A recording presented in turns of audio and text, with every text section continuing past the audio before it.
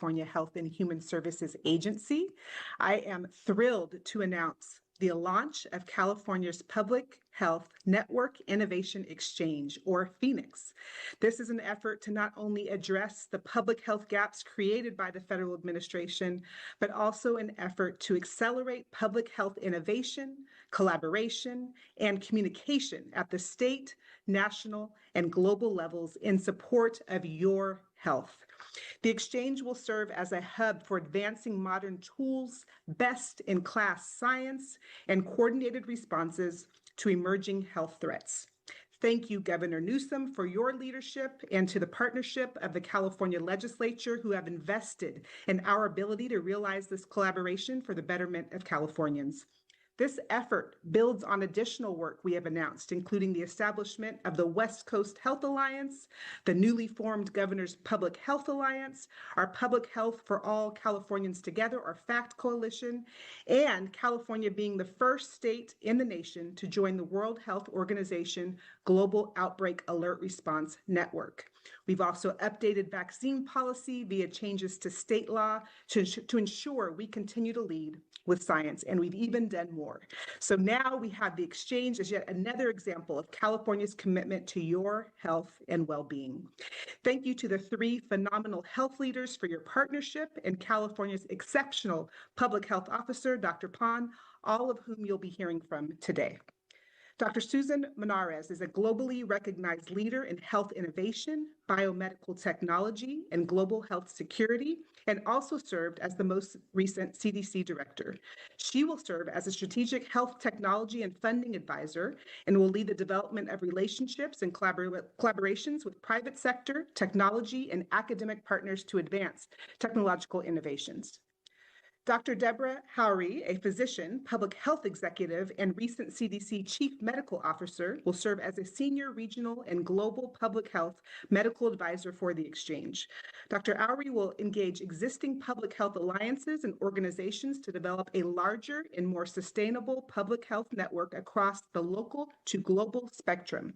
And finally, Dr. Caitlin Jetlina, an epidemiologist and one of the nation's leading scientific communicators, will advise the California Department of Public Health on the critical need to maintain public confidence in the institutions that keep Californians safe. The department is the launch partner for the Project Stethoscope, a program of your local epidemiologist led by Dr. Jetlina, that helps rebuild connections between communities and public health institutions, trusted sources of information. And as a mother and grandmother, I am appreciative of having trusted messengers to guide my decisions on how to keep my family healthy. With that, Dr. Menares, thank you for your leadership and collaboration, and I will turn it over to you. Thank you, Secretary Johnson, and thank you, Governor, for allowing us to be here today. I'm very excited to continue my long history of driving technology innovation to improve health outcomes, and so happy to be returning to California to spend dedicated time to support this effort. As Secretary Johnson has outlined, Phoenix, the Public Health Network Innovation Exchange, lays the foundation of a new future of public health in California. When it comes to health technology and innovation, California is uniquely positioned to lead this moment. California is home to many of the world's largest AI and technology companies, thousands of biotechnology and life sciences companies, and dozens of globally recognized academic and research institutions. California is also so fortunate to have some of the world's leading private and philanthropic investors collectively supporting billions of dollars in health technology innovation across the state and around the world. Aligned with the overall goals of Phoenix, I will provide California with support to harness these extraordinary assets by working alongside non-government investment and innovation partners to transform California's health ecosystem. California's technology innovation focus under Phoenix will include many different aspects of the health ecosystem, including developing advanced digital health capabilities such as real-time public health and information exchange, AI-enabled biodetection and risk analytics, and secure standards-based data interoperability. Along these lines, this effort will accelerate California's data modernization efforts, developing new technologies that will replace fragmented manual processes with scalable cloud-based interoperable infrastructure. Many of these capabilities developed under this initiative will also strengthen global health security by enabling faster detection, information sharing, and coordinated response to emerging health threats. California is leading the way to no longer sit on the sidelines and hope for a better future. California is investing and innovating now to build the public health systems that will protect lives, strengthen communities, and create a future in which all Californians can thrive. I'm very, very excited to be participating. Thank you very much. And now I will turn it over to Dr. Deb Oury, who until very recently served as CDC's Chief Medical Officer, and I'm so excited to be working with her again. Dr. Oury. Thank you, Susan, and it's great to be working with this really phenomenal team. California is stepping forward at such a pivotal moment, positioning itself not only protect its own communities, but really to serve as a model for how states can lead together in an era of shifting federal priorities, constrained resources, and evolving health threats. Rather than waiting for uncertainty to define the future, California is investing now in leadership, innovation, and collaboration, creating approaches that can be adapted and scaled by other states across the nation. California has a unique opportunity to demonstrate what is possible when states lead together. This work is intentionally designed to partner with other states across regions and across political lines so that we can strengthen public health in a way that is collaborative, practical, and grounded in shared challenges. In partnership with other states, Phoenix will explore shared information exchange frameworks that allow for faster detection, clearer situational awareness, and more coordinated responses to emerging threats. Phoenix will also focus on optimizing regional efficiencies because we know that not every capability needs to be duplicated in every state. This includes exploring regional approaches to specialized laboratory testing, advanced analytics, and evidence-based public health guidance that can be shared across states to improve speed, quality, and sustainability. And finally, at the global level, these efforts will improve visibility into emerging health threats and strengthen cross-border information sharing and preparedness. And with that, I'm now delighted to introduce Dr. Caitlin Jetelina, the founder and CEO of Your Local Epi. Thank you, Deb. And hello, everyone. Thanks for having me. I'm Caitlin Jetelina. I'm a mom. I'm a San Diegan. I'm an epidemiologist and scientific communicator, and I am so excited to be working again with my colleagues in California after advising 3 CDC directors. There are 2 things unmistakably clear right now. One is that Americans are living in a chaotic health information environment. Countering falsehoods and rumors, and especially those coming from the highest levels of federal leadership, is essential because too often patients and communities are forced to sort through the noise without support. But this is also not enough. Americans also need an offense. Our health systems were built for another time, and they must be reimagined for the 21st century. So this means actually responding to what people are experiencing on the ground. It means elevating lived experiences. It means anticipating needs. And it means meeting people where they are. So this is what I've been building at Your Local Epidemiologist for the past 6 years, is a stronger connective tissue between scientists and experts and institutions and the people those systems are meant to serve. So while Erica Pon and Deb and Susan strengthen data systems and build on incredible innovation, my team is focused on this last final mile, ensuring these advances reach, reflect, and respond to Californians themselves. Data and innovation really only matter if they translate into clarity, into trust, and into action.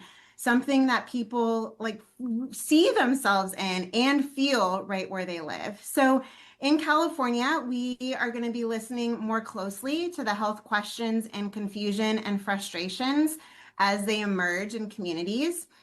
We are partnering with trusted messengers across the state, and we will be empowering individuals with clear health information to make decisions for themselves and their loved ones. We are all together stepping up to create a health ecosystem that puts people first, and I am ecstatic to be a part of it.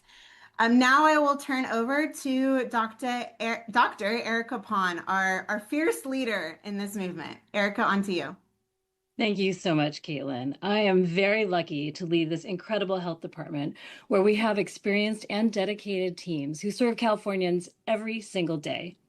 We already leverage the deep public health and scientific expertise within our state and local health departments and across our state to protect and promote healthy communities.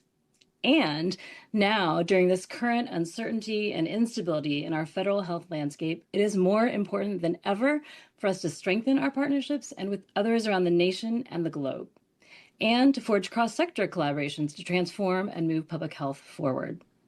I am absolutely thrilled to work with these phenomenal leaders to innovate, collaborate, and communicate. Together, we will strengthen and create a network of networks that will focus on innovation, developing advanced tools and funding frameworks to secure a sustainable future to keep our communities healthy. By rethinking how we continue towards our vision for thriving families and individuals in the current environment, we will identify approaches that others can adapt to effectively address challenges in public health and prevention in a coordinated way across health and other sectors from a local to global perspective. It's also a top priority of mine to work with these and other partners to increase, improve, and change the way we communicate, to listen to our community, and provide the information people need and want to empower themselves to make healthy choices for themselves and the people they love. By working with these three national health leaders to advise us, we will continue to ensure that public health strategies are based on the best available science and tools. Together, we will set a vision and set the stage, advancing model public health systems for the nation. With that, I will turn it over to Governor Newsom. Thank you. Thank you, Erica. Thank you to all these extraordinary leaders, all five of you. I'm humbled and gratified by not only the fact that you've assembled here today and have organized a framework that we are advancing in this news conference, but all of your demonstrable leadership over the course of many, many years. And, just looking at five leaders who all happen to be women, I just say this: women rule. We're deeply, deeply blessed by your example and your willingness to engage at this critical time. Look, I think you've all said what needed to be said around the issues of truth and trust and noise and anxiety, all the stacking of stress that particularly parents feel. I appreciate Caitlin saying, first and foremost, she's a mother. Well, I'll say reciprocate in context of just being a father of four young kids, a 9 to 16-year-old that went through the vaccine protocols, that went through COVID together, that continue to try to reconcile the world we're living in, where we see this assault on science and truth and trust, where we're seeing scientific inquiry being attacked. We're seeing the CDC itself kneecapped by this administration, mass firings, massive budget cuts, indiscriminate budget cuts, politically motivated targeting of individuals that speak truth and stand up tall, pushing back against the ideology that seems to have now entered in at next level and scale into our public discourse. And so we felt a sense of responsibility, a sense of accountability in the spirit of Isaiah. We need to be repairers of the breach. And as Caitlin also referenced, we also felt we needed to do more than just play defense. We needed to get on the offense. In that spirit, during COVID, we created the West Coast Alliance, which was around a West Coast offense in the vernacular of the great Coach Walsh here in California. And we aligned with some of our Western leaders, and we've tried to replicate, we've tried to braid that back together, knit that back together by getting the benefits not only of the leadership up in Oregon and Washington, but also in Hawaii as well. And it's all about partnership. It's all about building capacity. It is about, it was said, networks of networks. It's about data. It's about transparency. It's about stress testing what we're being told, what we're being fed. And it's about being responsible to do better and do more. And we also recognize we need to do more as it relates to innovation and bringing that entrepreneurial mindset. I love that. I mean, Susan, come on, she was doing ARPA and all this next level innovation. That's what we need. And we were out, we saw that she was moving on, and we immediately reached out and said, hey, are you available to talk? And here we are, the fruits of those conversations. She said, don't stop with me. What about Deb?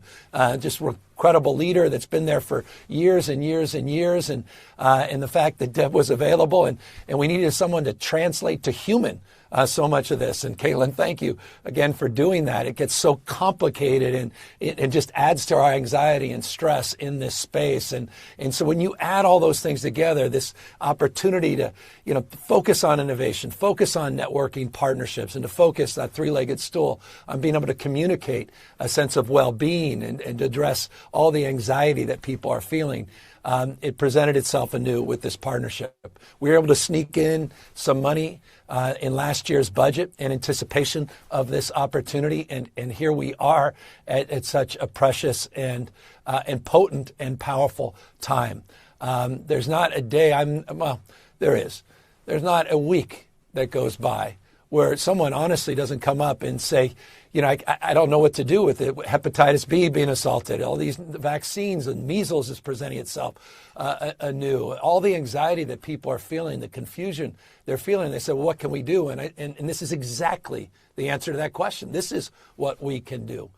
We can provide that platform to rebuild trust and provide it on the biggest stage outside the CDC itself in America. It's California, with the size of 21 state populations combined. There's no infrastructure of health investment anywhere in this country that is at the size, scope, and scale of the state of California. And we punch above our weight. And that's why I'm also proud, and I appreciate Kim referencing the fact that we're asserting ourselves globally in this unique partnership we've created, only state in the country that's been able to do that with the World Health Organization as well. Again, filling voids.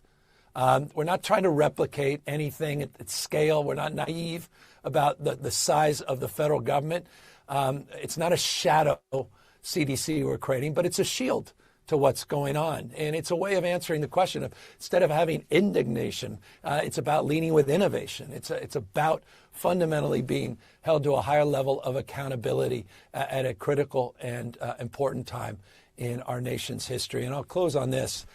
As a parent, I mean, we're standing with nurses, we're standing with doctors, we're standing with physicians, we're standing with the scientists, and we're standing up for patients. That's what this is all about. And we're trying to just cut through all the BS that's going on in Washington, D.C., and the vandalism and the wrecking ball on truth and trust that is occurring in real time. Evidence-based, science-backed, with humility and grace. Again, it's about the best available science, and it's always about looking back and how can we do more? How can we be better? And so we'll bring that to this cause as well. But again, I'm grateful for this opportunity to highlight and share more publicly with all of you what we're doing. And I'm so blessed on behalf of the California legislature that is enthusiastically supporting this effort in partnership with these three other remarkable states that we're able to do something that few can do at a time that is critical in rebuilding trust and continue to transform our system of public health in this state and lead by example all across this country. So thank you again, Dr. Pond, for you helping make all of this happen. And Secretary Johnson, thank you for your ongoing leadership in this space. And we're now happy to answer any questions that anybody has. We'll now transition to the Q&A portion of the program. If you are a member of the media and you would like to ask a question, please click the raise hand icon at the bottom of your screen and then unmute yourself when called upon. If we are unable to get to every question, please email your question to govpressoffice@gov.ca.gov following the conclusion of the press conference. With that, our first individual in queue is Alex Michelson with CNN. Hi, Governor. Alex Michelson here. I have two questions, one on topic and one off topic. In terms of on topic, if you can just talk more broadly about the concept of trust itself and how you're thinking about that in this time of so much disinformation and AI and so much confusion.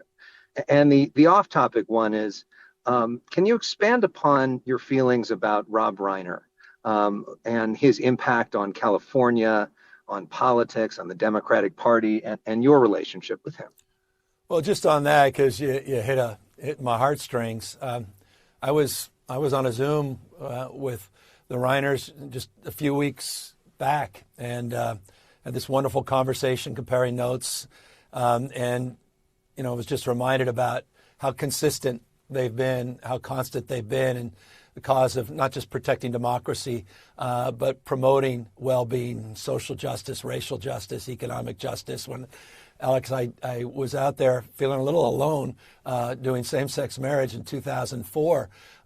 It was Rob who reached out. It's how I got to know him, saying he had my back at a time when a lot of members of my own party, the Democratic Party, didn't. And so he's been a friend for decades. And he's actually was their co-host on an event that I'm doing later this week. So it just breaks my heart. And I don't know enough. We don't know enough. But if, indeed, an own member of their own family, how do you unpack that? And, that just hits home in every way, shape, or form in terms of, again, what we're even fighting for here today, and just trying to continue to lead by example. But anyway, my heart goes out to his family and this terrible tragedy. As it relates to the issue of trust and truth, I think back to just this notion of humility and grace.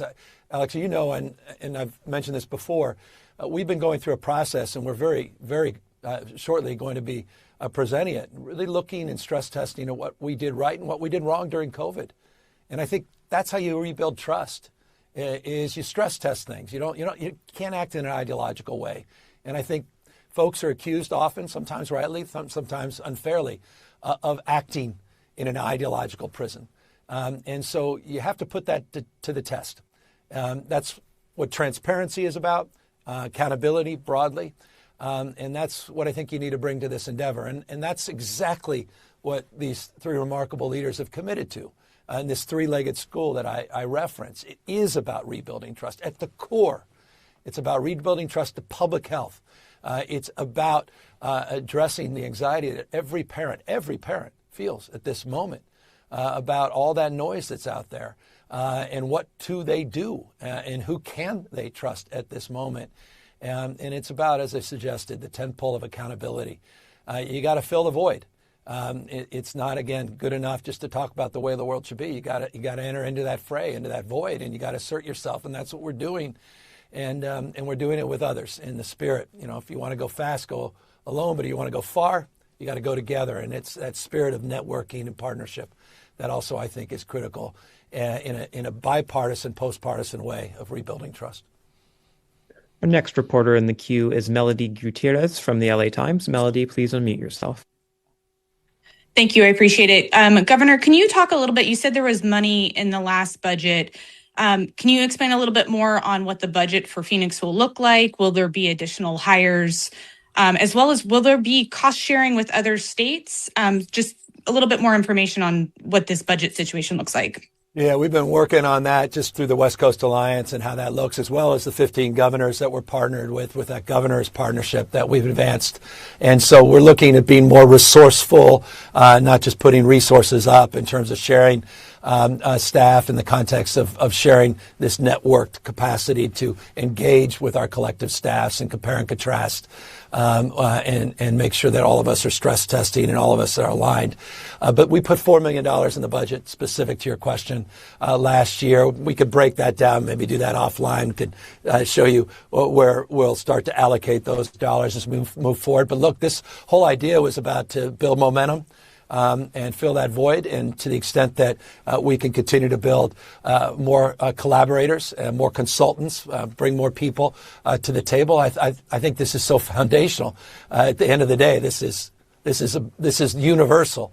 And I don't know if there's a topic that has struck more of a chord in the last many months than public health in this country, not least of which, and forgive me for not being so self-evident, it's table stakes, but the cuts that this administration, not just placed in terms of the burdens to CDC, but the cuts to Medicaid are next level. It's unprecedented in U.S. history, these kinds of cuts. And so it's going to put even more stress on our systems. And that's why it's so important we bring back that relationship to truth, trust, and build back a relationship to what we do best, and that's innovating and maintaining our cutting edge disciplines so that we can reduce costs and ultimately provide more at a time where we're not seeing that kind of contribution that we've seen in the past from the federal government.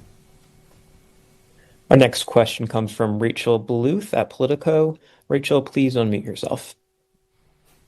Hi, thanks so much for taking our questions. I have two. First, Governor, if you could give us some specifics on what exactly this program, this partnership or network is going to do that the state of California isn't already doing in terms of gathering and sharing information and innovating.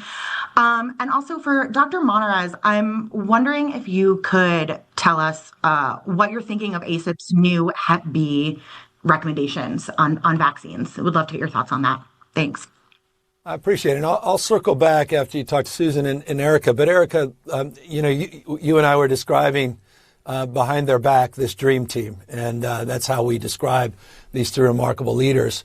And you started to initiate these conversations in terms of the things that we're out there constantly looking at stress testing, getting consultants. We hire more formally consultants. We always are looking for advice and counsel, fresh set of perspectives, fresh set of eyes. But Erica, perhaps you can walk in more detail as you scope out, as you have scoped out the relationship to these three new roles that we've identified. Sure, happy to. I think sort of some themes that you've heard, but really innovation, and that was one of your questions to Dr. Monarez, who will speak more about that. But in innovation in a few different ways. Again, making sure we have the right tools and the best available tools, and also innovation around how we actually have our funding frameworks, which is part of your other question. Like, health is important to everybody. How do we make sure we work more closely across different sectors to resource the health that we all care so much about?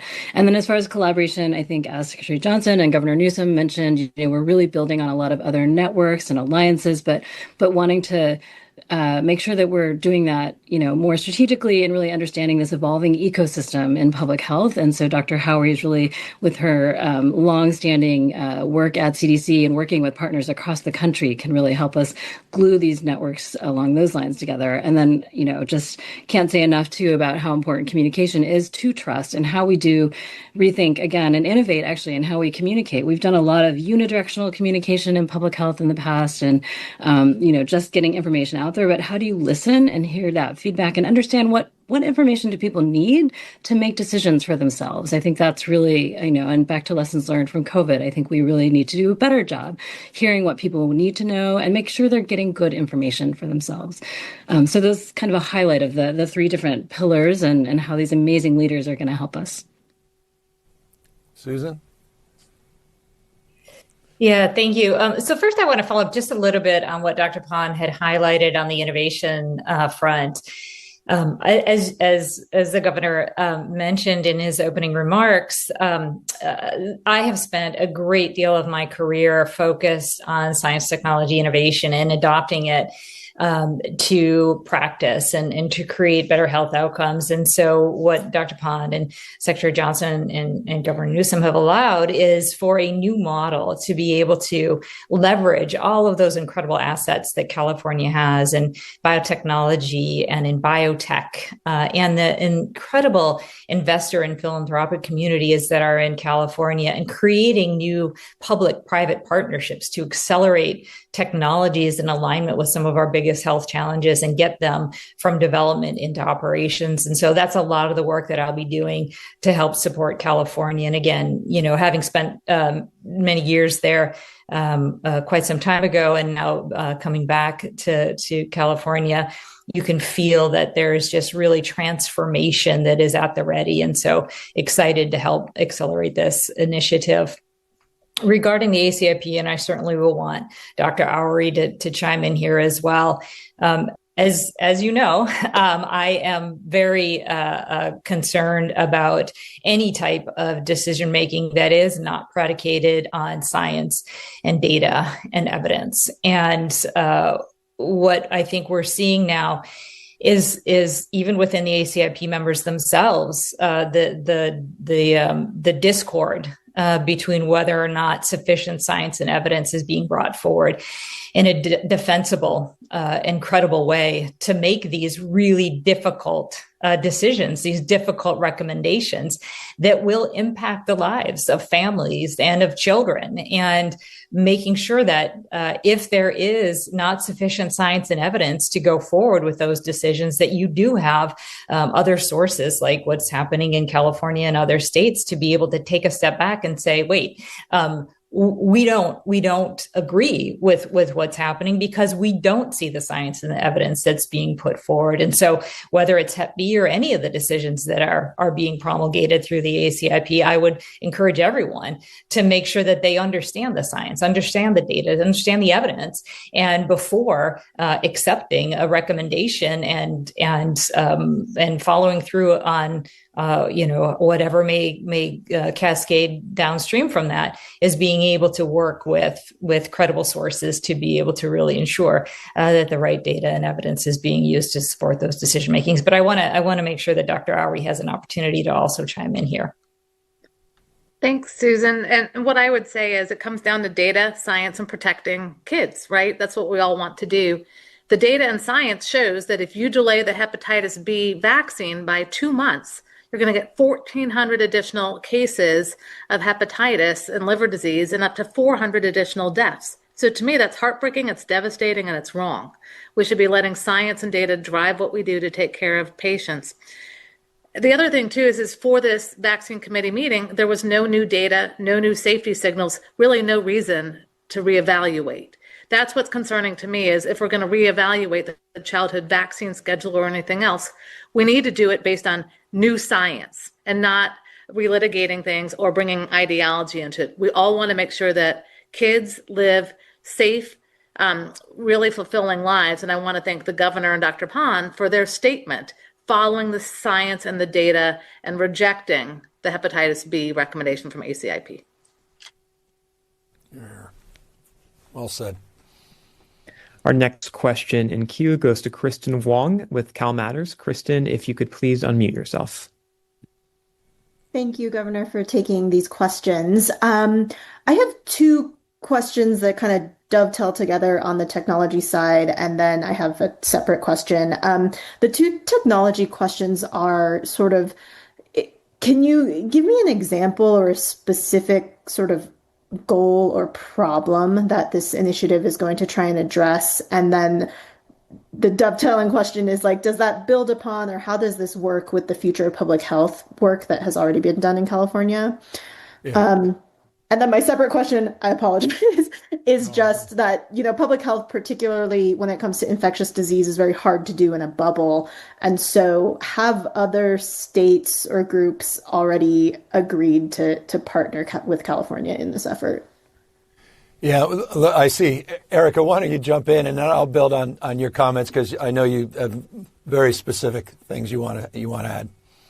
Sure. I think just to really highlight, what's really clear and actually building on future of public health is we have gained a lot as far as improving the ways healthcare reports data to public health, and how we also want to improve how we get data back to healthcare. So, when you're have a case of measles, for example, that needs to get reported to a local health department. That local health department needs to act on that. They need to find out who was exposed to measles. Were there any pregnant women? Were there any babies? They might need an intervention within the next 2 to 3 days, and that needs to happen in a timely way. And we had very, very outdated ways to do all those things prior to the pandemic. And we've built some really great technology that we want to build upon even further and improve data exchange between healthcare and public health so that we can all have better situational awareness and follow health trends over time. And then just to briefly touch on, we already, as mentioned, have been working a lot with other states, and already prior to all of this have worked with those states as well. But we certainly want to make sure that we develop tools that can be scaled scalable and used in other states and really more consistent across different states. Right now, we do have a hodgepodge, across the country of how we're doing this. And we really want to not only not get left behind, but accelerate some innovation in this way to, again, improve healthcare sort of and awareness and reporting that is already helping us respond more quickly to outbreaks and, measles, whooping cough, all those kinds of things are really important for public health to be able to respond to quickly and for us to know where are the biggest health problems and how do we help prioritize our resources to address them. And just into the collaborative frame, it's interesting, just even this morning, may get them in trouble, but full disclosure, Josh Green reached out from Hawaii to the group with Bob Ferguson and Tina, myself. Our chiefs of staff meet consistently. The Reproductive Freedom Alliance, this healthcare alliance, was formed out of a similar collaborative, which has even more governors in more states. We're collaborating with the East Coast. There's a framework along the lines of what we're doing on the East Coast, and we're collaborating with them. It's all in that spirit of partnership. And the great thing is it's really taking shape organically, bottom up, and it's happening at the staff level in a very meaningful and substantive way. And I think this just portends opportunity to get it to even a totally different level. And that goes to the spirit of the first part of your question. Look, California is very prideful on its innovation. We're doing more on Gen AI in this space than any other large state in the country, but we can do more still. Amy Tong is part of this, which is our former ODI Data Innovation Officer. She's going to be leading a lot of these efforts in collaboration and coordination with this team. But we're bringing next level talent and understanding of a national perspective that is just a wealth of information and insight into what's going on at the CDC or what's no longer going on that will help us take this even further. Our Office of Healthcare Affordability also can be aided and abetted through a lot of this as we're trying to do numeric goals in terms of setting criteria to start really looking at costs, reducing costs. That's what our $11 insulin's about. It's not about subsidizing costs, it's about lowering costs, reducing costs. So it's all in that spirit that we're trying to bring to this. Susan's ability to reach out to the folks at the UC system and to talk about that translational capacity of research into the commercial side of things, the ability to reach out to philanthropy and the engagement she's already had in the past, same with Deb, that just presents itself anew. And anyone that's watched Caitlin and her ability to communicate, we just sit there and go, it's like a go-to site for all of us. And we're already learning from her, but it's always a day or two behind. Now we're going to get the benefit and help shape some of that conversation and comms. And I think it's so, I'll tell you, you'll see a lot of that coming out of the COVID report, the after action, how powerfully important communication is in this space to push back against lies and ideology, conspiracy theorists and the like, and again, to guide the science and guide good and appropriate decision making.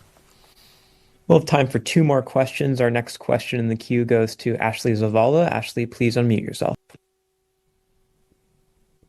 Hi, Governor. I also have an off-topic question, but it's a timely one, given that the federal court battle over Proposition 50 started today. And I just wanted to get your take and just confirmation that Democratic attorneys, I should say, arguing this on behalf of Democrats, have essentially tried to keep Paul Mitchell from testifying and have signaled to the court that they basically don't want that to happen. I just want to make sure that's something you're okay with, that the map drawer of Prop 50 isn't giving federal judges insight into the process or the thinking behind the drawing of the maps. And second, just any other thoughts you have on this court case as it moves forward. I'm just confident we're going to win on the merits. The people of the state of California overwhelmingly supported redrawing these maps. I think the case was made even stronger by the Supreme Court, where they upheld the maps in Texas. If you look at the language of a number of the judges where they referenced the partisan nature of what we did in California to make the case that Texas was moving in a similar manner, only reinforces that confidence. As it relates to litigation strategy, I leave that to the lawyers. I know my status, and it is not as a legal expert. That's why we hire them, and to the extent that they're presenting a strategy or a case and the details and nuances related to that. I defer to them in that respect. But we're very confident that we'll be successful in this endeavor. And may I say, just to sort of connect it back to this larger endeavor, I think this is reflective of that effort as well. That we're not just wringing our hands right now. We're fighting back. We're being a positive alternative to what's happening in Washington, D.C., not just rhetorically, not just style, but substance. And this is a substantive response to what is not happening in Washington. That was a substantive response to the effort to try to rig next year's election. And I'm really proud of this state and our state of mind as it relates to these efforts to meet this moment head on and to assert ourselves and to have the capacity to do that. And again, I believe that maybe in the last question, in the spirit that we opened up, and that is truly the ability to attract the best minds out there. And I'm just humbled and blessed by these three remarkable leaders that they were willing to engage with us.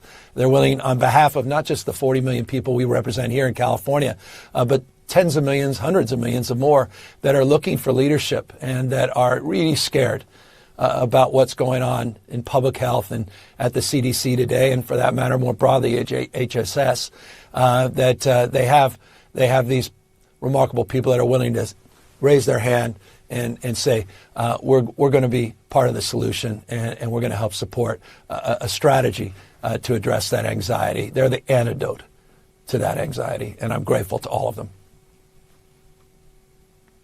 With that, Dr. Pound, any closing remarks as we sign off? Any final things that weren't said that we should have said? Kim? I'll just say, again, really thrilled about this opportunity. This is about upholding science, integrity, and trust, and really looking forward to our way forward together. Thank you. We have your back, California, and more. And we're showing up for you. Here we are. Can we make Caitlin the final word since she is the word guru? No, I'm just honored to fight for Californians. As a fellow Californian, as a mom, this is an incredibly terrifying time.